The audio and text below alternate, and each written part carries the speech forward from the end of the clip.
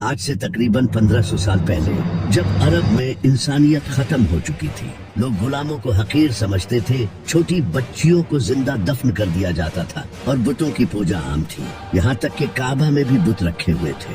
اس وقت یہودیوں کو پتا تھا کہ بہت جلد ایک نبی آنے والا ہے جو کہ اس پوری دنیا میں انصاف قائم کرے گا، کیونکہ بائبل میں یہ لکھا تھا کہ احمد نام کا ایک نبی اس دنیا میں آئے گا، جو کہ آج بھی بائبل میں لکھا ہے۔ یہودی اس وقت نبی پاک صلی اللہ علیہ وسلم کا اس طرح سے انتظار کرتے تھے جس طرح آج ہم امام مہدی کا انتظار کرتے ہیں۔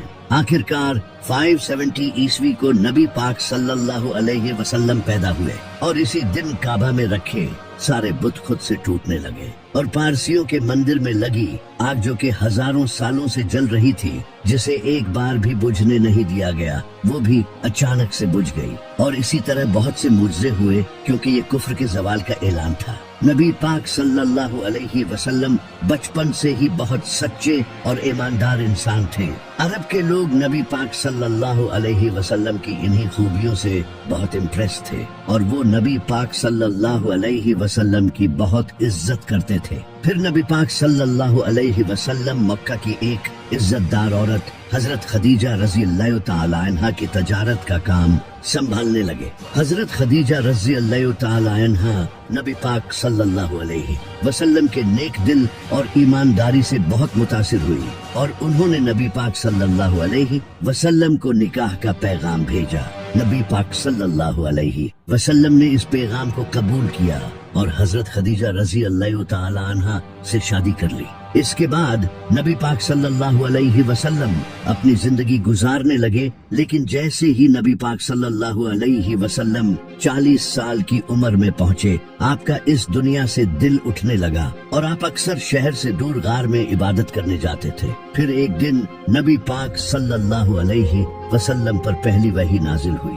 نبی پاک صلی اللہ علیہ وسلم کی نبوت پر سب سے پہلے امام علی اور حضرت خدیجہ رضی اللہ تعالی عنہا ایمان لائے، لیکن دوسری طرف وہ لوگ جو نبی پاک صلی اللہ علیہ وسلم کی عزت کیا کرتے تھے، وہ سب آپ کے دشمن بن گئے اور آپ کو مارنے کی دھمکی تک دینے لگے۔ عرب کے لوگ صرف نبی پاک صلی اللہ علیہ وسلم کے ہی نہیں بلکہ جو بھی اسلام لاتا اسے مارتے پیٹتے اور ظلم کرتے تھے، جیسا کہ ابو سفیان اور ابو جہل۔ یہاں تک کہ ایک بار تو مکہ کے سارے لوگ نبی پاک صلی اللہ علیہ وسلم کو مارنے آپ کے گھر تک آ گئے، لیکن نبی پاک صلی اللہ علیہ وسلم کے چچا ابو طالب اور حضرت خدیجہ رضی اللہ تعالی عنہا آپ کے ساتھ کھڑے رہے، کیونکہ نبی علیہ السلام بچپن میں ہی یتیم ہو چکے تھے، اس لیے آپ کے چچا ابو طالب نے آپ کی حفاظت کی۔ لیکن پھر 619 عیسوی میں ایک ہی سال میں نبی علیہ السلام کے چچا ابو طالب اور حضرت خدیجہ دونوں وفات پا گئے، اور اب نبی پاک صلی اللہ علیہ وسلم پھر سے اکیلے پڑ گئے۔ عرب کے لوگوں نے اس کا فائدہ اٹھایا اور نبی علیہ السلام کو مارنے کی سازش کی، تو اللہ نے نبی پاک صلی اللہ علیہ وسلم کو مدینہ کی طرف ہجرت کرنے کا حکم دیا۔ اس وقت صرف 100 سے 200 لوگوں نے ہی اسلام قبول کیا تھا۔ جہاں مکہ میں لوگ نبی پاک صلی اللہ علیہ وسلم کو شہید کرنے کی سازش کر رہے تھے، وہی مدینہ میں اوس اور خزرج قبیلے نبی علیہ السلام کے پاس آئے اور انہیں مدینہ آنے کی دعوت دی، کیونکہ مدینہ کے لوگ یہودیوں سے بہت سالوں سے یہ سنتے آ رہے تھے کہ ان کا ایک نبی آنے والا ہے۔ اسی وجہ سے مدینہ کے لوگوں کو جیسے ہی یہ پتا چلا کہ مکہ میں ایک نبی آیا ہے، تو انہوں نے فوراً اسلام قبول کر لیا۔ نبی پاک صلی اللہ علیہ وسلم نے ہجرت کر کے مدینہ جانے کا فیصلہ کیا، اور آہستہ آہستہ مکہ کے سارے مسلمان مدینہ شفٹ ہو گئے۔ پھر ایک دن ابو سفیان کچھ لوگوں کے ساتھ نبی علیہ السلام کے گھر آیا آپ کو شہید کرنے کے لیے، لیکن انہوں نے دیکھا کہ بستر پر امام علی علیہ السلام سوئے ہوئے ہیں، کیونکہ نبی پاک صلی اللہ علیہ وسلم نے امام علی علیہ السلام کو مکہ کے لوگوں کی امانتیں واپس کرنے کے لیے چھوڑا تھا، اور نبی علیہ السلام حضرت ابو بکر رضی اللہ تعالی عنہ کے ساتھ مدینہ روانہ ہو چکے تھے۔ لیکن نبی علیہ السلام نے مدینہ جانے سے پہلے 3 دن غار سور میں قیام کیا، تاکہ کہیں ابو سفیان کے لوگ انہیں راستے میں پکڑ نہ لیں۔ 3 دن بعد نبی علیہ السلام مدینہ روانہ ہوئے۔ اور مدینہ پہنچتے ہی وہاں کے لوگوں نے نبی پاک صلی اللہ علیہ وسلم کا بہت اچھے سے استقبال کیا، اور جو مسلمان اپنا سب کچھ مکہ چھوڑ کر مدینہ آئے تھے انہیں بھی انصار مدینہ نے خوب سپورٹ کیا، یہاں تک کہ کچھ لوگ اپنی بیویوں کو طلاق دینے تک کے لیے تیار ہو گئے تاکہ یہ ان سے شادی کر سکیں۔ جب نبی پاک صلی اللہ علیہ وسلم مدینہ پہنچے تو آپ نے سب سے پہلے مدینہ کے یہودیوں کے ساتھ ایک ڈیل کی کہ اگر مدینہ پر کوئی حملہ ہوتا ہے تو ہم اپنی دشمنی بھول کر ایک ہو کر مدینہ کو ڈیفینڈ کریں گے۔ مدینہ ہجرت کرنے کے 2 سال بعد اسلام کی سب سے پہلی جنگ ہوئی جسے جنگ بدر کہا جاتا ہے۔ جب مسلمان اپنا سب کچھ مکہ چھوڑ کر مدینہ آئے تو مکہ کے لوگوں نے مسلمانوں کا سب کچھ اپنے قبضے میں کر لیا، تو اللہ نے انہیں اجازت دے دی کہ اب وہ مکہ کے لوگوں کے قافلے لوٹ سکتے ہیں۔ تو مسلمان بغیر کوئی خاص ہتھیار لیے بس کچھ تلواروں کے ساتھ ابو سفیان کے قافلے کو لوٹنے نکل پڑے، کیونکہ مکہ کے قافلے مدینہ سے ہو کر گزرتے تھے۔ لیکن راستے میں ہی اللہ نے نبی پاک صلی اللہ علیہ وسلم کو 2 آپشنز دیے کہ یا تو وہ ابو سفیان کا قافلہ لوٹ لے یا پھر جنگ ہوگی۔ اس وقت مسلمانوں کو سب سے بہتر آپشن یہی لگ رہا تھا کہ ابو سفیان کا قافلہ لوٹا جائے، کیونکہ اس سے مسلمانوں کے پاس مال آتا، اور دوسری طرف جنگ کا آپشن مسلمانوں کے لیے موت کو گلے لگانے جیسا تھا، کیونکہ ان کے پاس صرف 8 تلواریں اور 2 گھوڑے تھے۔ لیکن پھر بھی مسلمانوں نے کہا کہ یا رسول اللہ، آپ جیسا کہیں گے ویسا ہی ہوگا، کیونکہ اللہ مکہ کے کافروں کو ان 313 مسلمانوں کے ہاتھوں قتل کر کے معجزہ ظاہر کرنا چاہتا تھا۔ تو نبی پاک صلی اللہ علیہ وسلم نے جنگ کا آپشن چنا۔ ابو سفیان کو اس بات کا پتہ چل چکا تھا کہ مسلمان ان کا قافلہ لوٹنے کے لیے تیار بیٹھے ہیں، تو اس نے ایک شخص کو مکہ بھیجا مدد کے لیے۔ جیسے ہی اس شخص نے مکہ جا کر سب کچھ بتایا تو مکہ سے ابو جہل 1000 لوگوں کا لشکر لے کر نکل پڑا، اور ابو سفیان بھی سمندر کے راستے سے مکہ سیفلی پہنچ گیا۔ مسلمانوں نے مدینہ کے ساؤتھ ویسٹ میں بدر نام کی ایک جگہ پر اپنا پڑاؤ ڈالا، اسی وجہ سے اسے جنگ بدر کہتے ہیں۔ اگلے دن ابو جہل 1000 لوگوں کے ساتھ اس جگہ پہنچا۔ اب دونوں فوجیں آمنے سامنے آ چکی تھی۔ اسی وقت ابو جہل کی فوج میں سے ایک عتبہ نامی انسان اپنے بھائی اور بیٹے کے ساتھ سامنے آیا، اور اس نے مسلمان فوج کو للکارا کہ کوئی آ کر اس کا مقابلہ کرے۔ تو مسلمانوں کی فوج سے 3 لوگ سامنے آئے، ایک نبی پاک صلی اللہ علیہ وسلم کے چچا حضرت حمزہ، دوسرے حضرت عبیدہ، اور تیسرے میرے مولا علی، اور ان تینوں نے عتبہ کو ختم کر دیا۔ اس کے بعد مسلمانوں اور کافروں کے ساتھ جنگ شروع ہوئی۔ کافروں کو لگتا تھا کہ وہ آرام سے جیت جائیں گے، کہاں 313 اور کہاں 1000، اور وہ بھی گھوڑوں اور تلواروں کے ساتھ۔ لیکن اللہ نے اس جنگ میں مسلمانوں کی مدد کے لیے فرشتے بھیجے، اور ان فرشتوں نے مسلمانوں کے ساتھ مل کر جنگ لڑی اور کافروں کی فوج کو بری طرح سے ہرا کر بھگا دیا۔ اور اسی جنگ میں مسلمانوں کا سب سے بڑا دشمن ابو جہل بھی مارا گیا، اور یہ جنگ مسلمانوں کی نہیں بلکہ اسلام کی بہت بڑی جیت تھی، اور اسی طرح اللہ نے مسلمانوں کی تلواروں سے کافروں کو شکست دی۔ اس ہار کے بعد کافر اب مسلمانوں سے بدلہ لینا چاہتے تھے، کیونکہ مکہ کے لوگوں کی پورے عرب میں عزت تھی، اور اب سوال ان کی عزت کا تھا۔ تو اس بار ابو جہل کی موت کے بعد ابو سفیان 3000 کا لشکر لے کر مسلمانوں کے خلاف چل پڑا، جس میں خالد بن ولید بھی شامل تھے۔ نبی پاک صلی اللہ علیہ وسلم یہ جنگ مدینہ میں لڑنا چاہتے تھے، کیونکہ نبی علیہ السلام نے مدینہ کے یہودیوں کے ساتھ ڈیل کی تھی کہ اگر مدینہ پر حملہ ہوا تو ہم مل کر مقابلہ کریں گے، اس سے مسلمانوں کو ایڈوانٹیج ملتا۔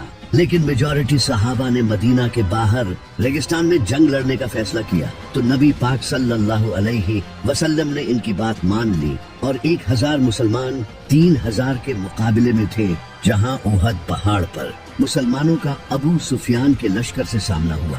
لیکن اسی وقت ایک منافق عبداللہ ابن ابی 300 لوگوں کے ساتھ یہ جنگ چھوڑ کر چلا گیا، جس سے مسلمان اب صرف 700 رہ گئے۔ تو نبی پاک صلی اللہ علیہ وسلم نے ایک اسٹریٹجی اپنائی۔ آپ نے 50 تیر اندازوں کو احد پہاڑ کی بیک سائڈ پر کھڑا کر دیا، اور انہیں سختی سے حکم دیا کہ یہاں سے بالکل نہ ہلنا، چاہے مسلمانوں کے جسموں کو پرندے بھی کھانے لگے۔ پھر جنگ شروع ہوئی اور مسلمان ہمت کے ساتھ ان کا مقابلہ کرتے رہے اور کافر شہید ہونے لگے اور پیچھے ہٹنے لگے۔ یہ دیکھ کر ان 50 تیر اندازوں کو لگا کہ مسلمان جنگ جیت چکے ہیں اور کہیں ایسا نہ ہو کہ انہیں مال غنیمت نہ ملے، تو ان 50 تیر اندازوں میں سے 35 مسلمان پہاڑ سے اتر آئے اور اسی موقع کا فائدہ اٹھا کر خالد بن ولید نے پہاڑ کے پیچھے سے مسلمانوں پر حملہ کر دیا۔ اب آگے اور پیچھے دونوں طرف ابو سفیان کا لشکر تھا اور مسلمان ان دونوں کے درمیان پھنس چکے تھے، اور اس طرح بہت سے مسلمان شہید ہونے لگے، اور اسی وقت نبی پاک صلی اللہ علیہ وسلم کے بھی دانت مبارک شہید ہو گئے، جس سے یہ افواہ پھیل گئی کہ نبی پاک صلی اللہ علیہ وسلم شہید ہو گئے۔ جب صحابہ نے یہ سنا تو کئی صحابہ یہ سن کر بھاگنے لگے، یہاں تک کہ حضرت عثمان اور حضرت عمر جیسے صحابی بھی جنگ چھوڑ کر بھاگ گئے، لیکن صرف 12 لوگ نبی پاک صلی اللہ علیہ وسلم کے ساتھ باقی رہے، جن میں امام علی علیہ السلام، سعد بن ابی وقاص جیسے صحابی تھے۔ تو باقی بچے مسلمان پہاڑ پر چڑھ گئے، جسے دیکھ کر ابو سفیان پیچھے ہٹ گیا۔ جب وہ واپس مڑے تو نبی پاک صلی اللہ علیہ وسلم نے امام علی اور باقی کچھ صحابہ کو ان کے پیچھے بھیجا تاکہ یہ پلٹ کر حملہ نہ کر دیں، اور ان صحابہ نے بڑی بہادری دکھائی جس کی اللہ نے قرآن میں تعریف کی ہے۔ اس جنگ میں مسلمانوں کو بہت نقصان ہوا، جیسے کہ نبی پاک صلی اللہ علیہ وسلم کے چچا حضرت حمزہ رضی اللہ تعالی عنہ شہید ہو گئے، جو کہ مسلمانوں کے آرمی چیف تھے۔ احد کی جنگ کے بعد ابو سفیان نے آخری کوشش کی مسلمانوں کو ختم کرنے کی، اور اس نے عرب کے کئی بڑے قبیلوں کو اپنے ساتھ ملایا تاکہ اس بار وہ ایک بڑی فوج کے ساتھ مسلمانوں کو ختم کر سکے۔ انہوں نے 10,000 کا لشکر تیار کیا، جبکہ مسلمان ٹوٹل 3,000 تھے۔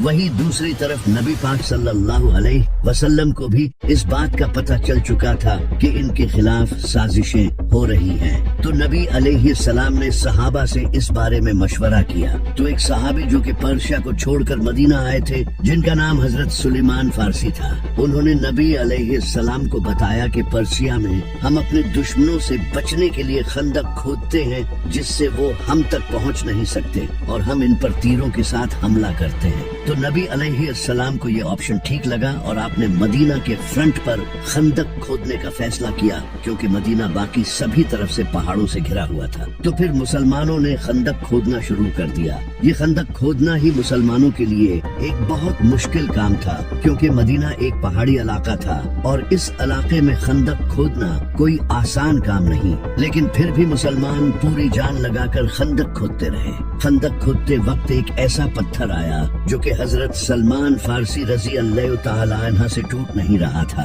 تو صحابہ نے نبی علیہ السلام کو جا کر یہ بتایا۔ پھر نبی علیہ السلام خود آئے اور آپ نے اس پتھر پر 3 بار ہتھوڑا مارا، جس سے وہ پتھر ٹکڑے ٹکڑے ہو گیا۔ اس پتھر کو توڑتے وقت نبی علیہ السلام کو ایک روشنی دکھائی دی، اور پھر آپ نے فرمایا کہ پہلی بار جب مجھے روشنی دکھائی دی تو اللہ نے مجھے روم عطا کیا، اور دوسری بار جب مجھے روشنی دکھائی دی تو اللہ نے مجھے پرشیا عطا کیا، اور تیسری بار اللہ نے مجھے یمن بھی عطا کر دیا۔ اس وقت رومن اور پرشین امپائر دنیا کی سپر پاور تھی۔ جب منافقوں نے یہ سنا تو وہ کہنے لگے، یہاں ہمارے اتنے برے حالات ہیں اور یہ رومن اور پرشین امپائر کی باتیں کر رہے ہیں۔ یہ جنگ مسلمانوں کے لیے بہت بڑی آزمائش تھی، کیونکہ اس سے پہلے جنگ احد میں مسلمانوں کے ساتھ جو ہوا تھا، اس کے بعد اب دوبارہ پھر 10,000 کا لشکر انہیں مارنے آ رہا تھا، اور مسلمان صرف 3,000 تھے۔ جیسے ہی وہ 10,000 کا لشکر جنگ لڑنے مدینہ پہنچا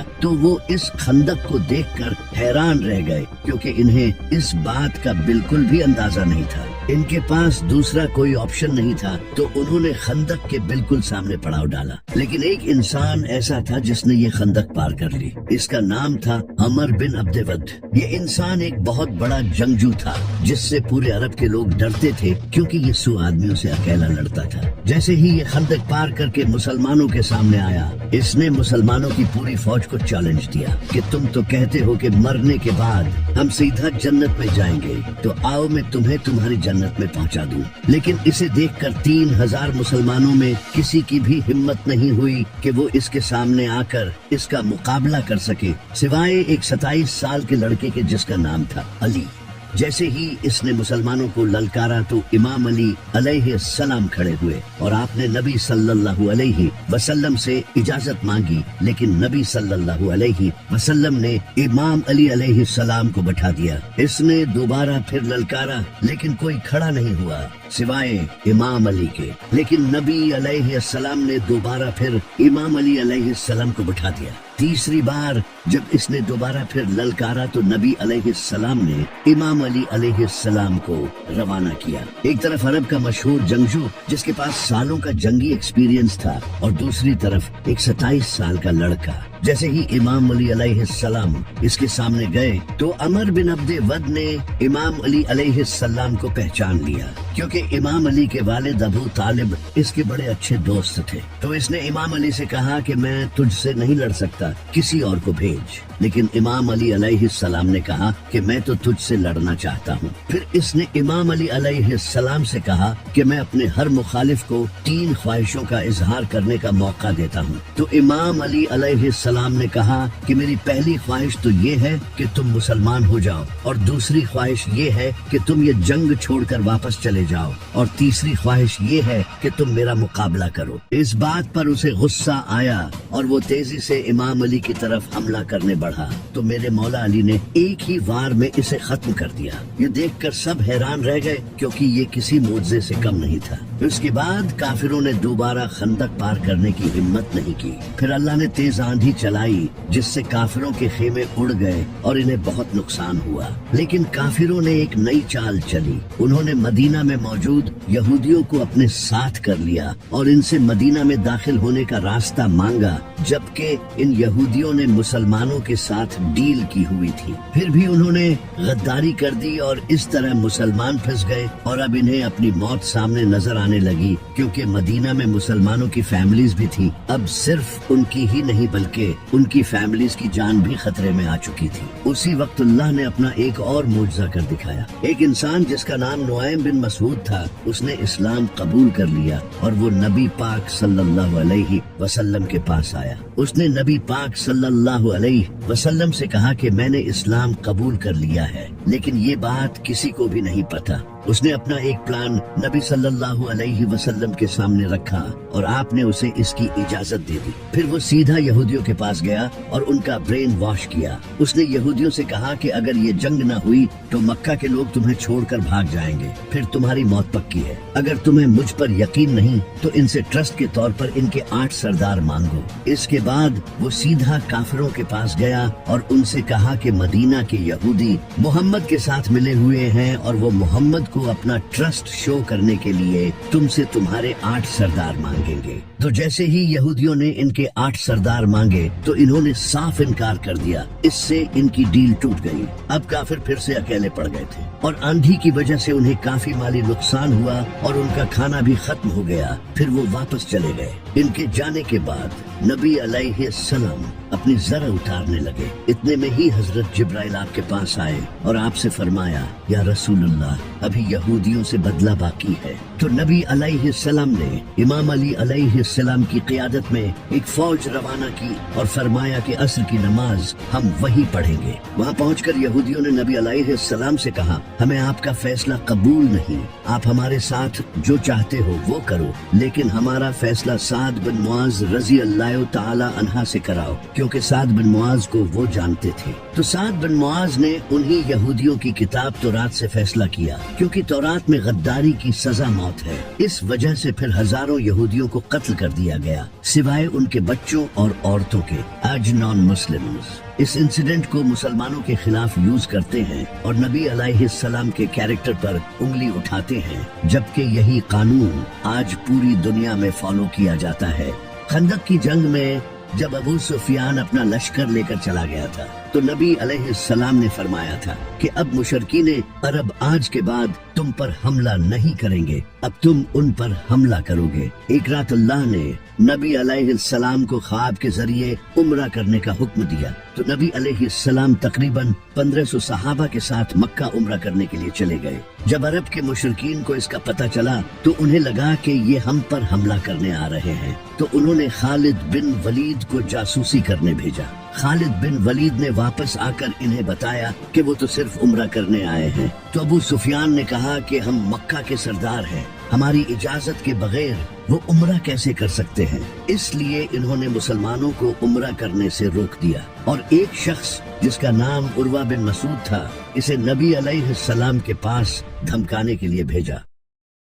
उर्वा ने आकर नबी अलैहिस्सलाम से कहा कि आपके ये साथी आपको छोड़कर चले जाएंगे और अगर आपको अपनी जान प्यारी है तो वापस चले जाएं। इस बात पर सहाबा को बहुत गुस्सा आया। वो इसे दिखाना चाहते थे कि हम नबी अलैहिस्सलाम से कितनी मोहब्बत करते हैं। थोड़ी देर बाद जब नमाज का वक्त हुआ तो नबी अलैहिस्सलाम वजू करने लगे और आपके 1500 सहाबी आपके वजू का पानी भी जाया नहीं होने दे रहे थे। जब उर्वा ने ये देखा तो इसने वापस जाकर अबू सुफियान को ये सब बताया। इसने कहा कि मैं बड़े बड़े बादशाहों के दरबार में गया हूँ, लेकिन मैंने कभी किसी भी बादशाह के साथियों को मोहम्मद के साथियों की तरह नहीं देखा। इनके साथी इनके वजू के पानी तक के लिए एक दूसरे से लड़ते हैं और जैसे ही मोहम्मद के मुंह से अल्फाज निकलते हैं ये उसे पूरा करने के लिए फौरन दौड़ते हैं। ये कभी भी मोहम्मद को अकेला नहीं छोड़ेंगे, इसलिए तुम्हारे लिए बेहतर यही है कि इनके साथ मुआहिदा कर लो। तो मुशरिकीन अरब ने नबी अलैहिस्सलाम के साथ डील कर ली।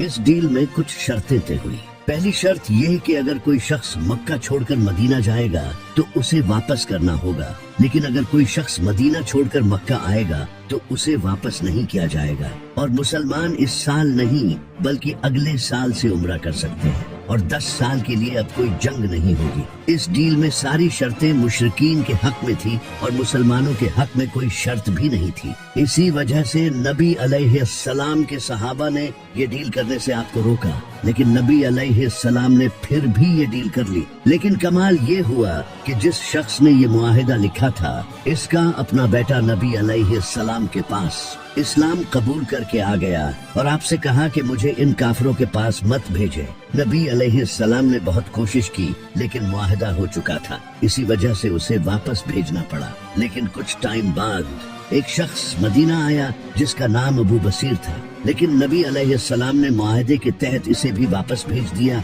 और मुशरिकीन इसे वापस ले गए। लेकिन इसने रास्ते में ही इनको कत्ल कर दिया और मक्का जाने के बजाय उसने मदीना के बाहर एक जगह पर पड़ाव डाल लिया। इसके बाद जो भी लोग मक्का से इस्लाम कबूल करके आते वो वापस मक्का जाने की बजाय इसी जगह रहने लगे और कुछ ही वक्त में यहाँ अच्छी खासी आबादी हो गई और ये वही जगह थी जहाँ से मक्का के काफिले गुजरते थे और मक्का की पूरी इकोनॉमी इन काफिलों पर डिपेंडेंट थी। फिर इन लोगों ने मक्का के काफिरों से बदला लेने के लिए इनके काफिले लूटने शुरू कर दिए, जिससे मक्का के काफिरों को बहुत नुकसान होने लगा और उन्होंने तंग आकर इस डील को खत्म कर दिया और नबी अलैहिस्सलाम से कहा कि अब जो भी इस्लाम कबूल करके आपके पास आए तो आप उसे अपने पास ही रखें ताकि उनके काफिले बच सके। इस तरह ये मुआहिदा जो काफिरों ने अपना फायदा सोच कर किया था वो उल्टा इन्हीं के खिलाफ हो गया। सुलह हुदैबिया के बाद अब मुसलमानों का अगला टारगेट खैबर था। ये यहूदियों का बहुत बड़ा और अमीर किला था। खैबर के यहूदियों ने कुरैश और मुसलमानों के दूसरे दुश्मनों को कई बार सपोर्ट किया था और इनके कुरैश के साथ भी बड़े अच्छे रिलेशंस थे, इसलिए इनको हराना बहुत जरूरी था। तो नबी अलैहिस्सलाम 1600 मुसलमानों के साथ खैबर पहुंच गए, लेकिन यहूदियों को कुछ मुनाफिकों ने ये खबर पहले ही दे दी थी। वैसे भी यहूदियों को लगता था कि वो ये जंग आसानी से जीत जाएंगे क्योंकि इनकी तैयारी पूरी थी और इनके पास एक जंगजू था जिसका नाम मरहब था। मरहब पूरे अरब में मशहूर था और इसके लेवल का कोई भी जंगजू पूरे अरब में नहीं था। नबी अलैहिस्सलाम ने कई सहाबा को ये किला फतह करने भेजा, लेकिन किसी से ये किला फतह नहीं हुआ। फिर नबी अलैहिस्सलाम ने फरमाया कि कल मैं ये झंडा उस इंसान के हाथ में दूंगा जो अल्लाह और उसके रसूल से मोहब्बत करता है और अल्लाह और उसका रसूल भी उससे मोहब्बत करते हैं। सारे सहाबी इस उम्मीद में थे कि ये झंडा उन्हें मिले, यहाँ तक कि हजरत उमर को तो उस रात नींद भी नहीं आई। लेकिन अगले ही दिन नबी अलैहिस्सलाम ने फरमाया, अली को बुलाओ। इमाम अली अलैहिस्सलाम की आंखें दर्द में थी। नबी अलैहिस्सलाम ने अपना लुआब इनकी आंखों में लगाया और इनके लिए दुआ की। इमाम अली अलैहिस्सलाम ने फरमाया कि मैं आखिरी दम तक लड़ूंगा। तो नबी अलैहिस्सलाम ने फरमाया, अली पहले इन्हें इस्लाम की दावत देना, अगर कोई एक इंसान भी इस्लाम ले आया तो ये तुम्हारे लिए सुर्ख ऊंटों से बेहतर होगा। इमाम अली अलैहिस्सलाम आगे बढ़े और सामने मरहब खड़ा था। इसने कहा कि मेरा नाम मरहब है और कोई ऐसा इंसान नहीं जो मेरा मुकाबला कर सके। तो इमाम अली अलैहिस्सलाम ने फरमाया, मेरी माँ ने मेरा नाम हैदर रखा और मैं शेर की तरह हमला करता हूँ। ये सुनकर मरहब आगे बढ़ा तो इमाम अली ने एक ही वार किया और इसके जिस्म के 2 टुकड़े हो गए। ये देखकर सारे यहूदी कांपने लगे। फिर इमाम अली अलैहिस्सलाम आगे बढ़े और खैबर के 900 किलो के दरवाजे को उखाड़ कर फेंक दिया। इसके बाद मुसलमानों ने हमला किया और खैबर फतह कर लिया। खैबर की जंग के बाद नबी अलैहिस्सलाम ने अपना एक रिप्रेजेंटेटिव बसरा के गवर्नर की तरफ भेजा ताकि इन्हें इस्लाम की दावत दे सके, लेकिन उन्होंने न सिर्फ दावत कबूल करने से इनकार किया बल्कि इस सहाबी को कत्ल कर दिया जो कि जंग का ऐलान था। तो नबी अलैहिस्सलाम ने 3000 का लश्कर तैयार किया रोमन एम्पायर से जंग करने के लिए। नबी अलैहिस्सलाम ने इस फौज का सरदार ज़ैद बिन हारिसा को बनाया और फरमाया, अगर ये शहीद हो जाएं तो तुम्हारा अगला सरदार इमाम अली के भाई जाफर बिन अबी तालिब होंगे, लेकिन अगर ये भी शहीद हो जाएं तो तुम्हारा अगला सरदार अब्दुल्ला बिन रवाहा होगा। इसके बाद मुसलमान रोमन एम्पायर के खिलाफ जंग करने निकल पड़े। जैसे ही मुसलमान मूता के पहाड़ों पर पहुँचे तो सामने 1 लाख फौज इनका इंतजार कर रही थी, कहाँ 3000 और कहाँ 1 लाख, लेकिन मुसलमानों ने फिर भी इन पर हमला किया। ये जंग मूता के पहाड़ों के दरमियान लड़ी जा रही थी, इसी वजह से इसे जंगे मूता कहा जाता है। इस जंग में मुसलमानों की फौज के एक के बाद एक लीडर्स शहीद होने लगे। पहले ज़ैद बिन हारिसा, फिर जाफर बिन अबी तालिब और उसके बाद अब्दुल्ला बिन रवाहा। और नबी अलैहिस्सलाम इनसे मीलों दूर मदीना में बैठे सहाबा को ये सब बता रहे थे। नबी पाक अलैहिस्सलाम ने फरमाया, ज़ैद ने झंडा लिया और मारा गया, फिर जाफर ने झंडा लिया और मारा गया, फिर इब्ने रवाहा ने झंडा लिया और मारा गया। जब नबी अलैहिस्सलाम लोगों से ये कह रहे थे तो आपकी आंखों से आंसू जारी थे और एग्जैक्टली ऐसा ही हुआ। मुसलमानों ने इन तीनों लीडर्स की शहादत के बाद अपना अगला लीडर खालिद बिन वलीद को चुना। खालिद बिन वलीद ने एक स्ट्रेटजी यूज की। उन्होंने मुसलमान फौज को रीऑर्गेनाइज करके आहिस्ता से पीछे हटने को कहा, जिससे रोमन एम्पायर को लगा कि ये मुसलमानों का कोई ट्रैप है और वो जंग छोड़कर वापस चले गए और इस तरह मुसलमान सेफली मदीना पहुंच गए। जंगे मूता के बाद कुरैश के एक साथी कबीले बनु बकर ने मुसलमानों के साथी कबीले बनु खुजा को कत्ल कर दिया, जिससे मुसलमानों और मक्का वालों के दरमियान होने वाली डील सुलह हुदैबिया टूट गई। इस माहदे में ये लिखा था कि मक्का वाले और मुसलमान 10 साल के लिए कोई जंग नहीं करेंगे, लेकिन इस कत्ल के बाद अब ये मुसलमानों के खिलाफ ऐलान जंग था। तो नबी अलैहिस्सलाम ने मक्का से जंग करने के लिए 10,000 का लश्कर सीक्रेटली तैयार करना शुरू कर दिया। लेकिन एक इंसान ने मक्का वालों को इसकी खबर देने के लिए एक औरत के हाथ खत भेजा, जिसकी अल्लाह ने नबी अलैहिस्सलाम को खबर दे दी और नबी अलैहिस्सलाम ने इमाम अली अलैहिस्सलाम को भेजा। इमाम अली ने इस औरत को पकड़ लिया, लेकिन नबी अलैहिस्सलाम ने इस औरत को माफ कर दिया। अबू सुफियान को इस बात का पता चल चुका था कि मुसलमान अब मक्का पर हमला करेंगे और अब मुसलमानों के पास बहुत ताकत है, जिससे अब इनकी मौत पक्की है। तो उन्होंने नबी अलैहिस्सलाम की बहुत मिन्नतें की कि सुलह हुदैबिया कायम रखें, लेकिन आपने इनकी बात नहीं मानी। इसके बाद नबी अलैहिस्सलाम 10,000 का लश्कर लेकर मक्का पहुँचे, जिसे देखकर मक्का वालों ने सरेंडर कर दिया और इस तरह सिवाय कुछ लोगों को कत्ल किए। नबी अलैहिस्सलाम ने मक्का फतह कर लिया, जिसे देखकर अबू सुफियान ने भी सरेंडर कर दिया और इस्लाम कबूल कर लिया। नबी अलैहिस्सलाम ने भी मक्का के लोगों को माफ कर दिया। फतह मक्का के बाद अभी भी अरब के कुछ कबीले ऐसे थे जिन्हें मुसलमानों की इस बढ़ती हुई ताकत से डर लगने लगा, जो कि ताइफ के हवाजन और सकीफ कबीले थे। तो इन्होंने मुसलमानों के खिलाफ हमला करने का फैसला किया। तो नबी अलैहिस्सलाम 12,000 का लश्कर लेकर इनके खिलाफ जंग करने ताइफ निकल पड़े। ताइफ में हुनैन नामी पहाड़ों के दरमियान मुसलमानों का सामना यहूदियों से हुआ। इसी वजह से इसे जंगे हुनैन कहा जाता है। इस जंग में कुछ मुसलमानों के मुंह से कुछ जुमले निकले। इन मुसलमानों ने कहा कि बद्र में हम सिर्फ 313 थे और आज हम 12,000 हैं, जिसके मुकाबले में काफिर तो हमसे बहुत कम है। ये जंग तो हम आराम से जीत जाएंगे। जैसे ही इनके पास ताकत आई तो ये अल्लाह को ही भूल गए। अल्लाह को इनका गुरूर पसंद नहीं आया। इसके बाद जब जंग शुरू हुई तो काफिरों ने ऐसा हमला किया कि मुसलमान झेल नहीं पाए, तो सारे मुसलमान वापस भागने लगे। सिर्फ 80 लोग नबी अलैहिस्सलाम के साथ बाकी रहे और नबी अलैहिस्सलाम अकेले काफिरों की तरफ बढ़े और कहा, बेशक मैं नबी हूँ, इसमें कोई शक नहीं, और अबू तालिब का बेटा हूँ। और फिर आपने अपने हाथ से मिट्टी उठाई और काफिरों की तरफ फेंकी और इस तरह सारे काफिर अंधे हो गए, जिससे मुसलमान ये जंग जीत गए। इस जंग से मुसलमानों को बहुत माले गनीमत मिला। जंगे मूता के बाद जब खालिद बिन वलीद रजी अल्लाह ताला अन्हा मुसलमानों को सेफली मदीना ले आए, तो इस बार नबी अलैहिस्सलाम ने रोमन एम्पायर के खिलाफ दोबारा जंग करने का फैसला किया और कुरान में इस जंग से रिलेटेड साफ तौर पर फतवा आ गया था कि जो मुसलमान इस जंग में शामिल न हुआ वो मुनाफिक डिक्लेयर हो जाएगा। ये मुसलमानों पर अब तक की सबसे बड़ी आजमाइश थी, क्योंकि इस वक्त मदीना में खजूर की फसल तैयार हो चुकी थी और इसी वक्त मुसलमानों को जंग पर जाना था, जिससे इनकी फसल जाये हो जाती। और जंग भी उस वक्त की सबसे पावरफुल फौज रोमन एम्पायर से थी, जहां 1 लाख फौज इनके इंतजार में बैठी थी, जबकि मुसलमान सिर्फ 30,000 थे। और ये जो तबूक तक का सफर था, ये भी बहुत ही डिफिकल्ट सफर था। ये बहुत ही लंबा रास्ता था, जबकि कुछ मुसलमानों के पाँव में जूते भी नहीं थे। अब ये वो वक्त था जब नबी अलैहिस्सलाम के सच्चे सहाबा और मुनाफिकों का पता चलना था। इस जंग में न जाने के लिए कई लोगों ने बहाने किए और वो मदीना में ही रुक गए। तो नबी अलैहिस्सलाम ने मदीना की हिफाजत के लिए इमाम अली से कहा कि इस जंग में तुम नहीं जाओगे। तो इमाम अली अलैहिस्सलाम ये सुनकर रोने लगे। तो नबी अलैहिस्सलाम ने कहा कि तुम्हारी मेरे साथ वही निस्बत है जो मूसा की हारून से है, लेकिन मेरे बाद कोई नबी नहीं। तो इमाम अली अलैहिस्सलाम मदीना में ही रुक गए। जैसे ही नबी अलैहिस्सलाम 30,000 का लश्कर लेकर तबूक जंग लड़ने पहुँचे, तो रोमन एम्पायर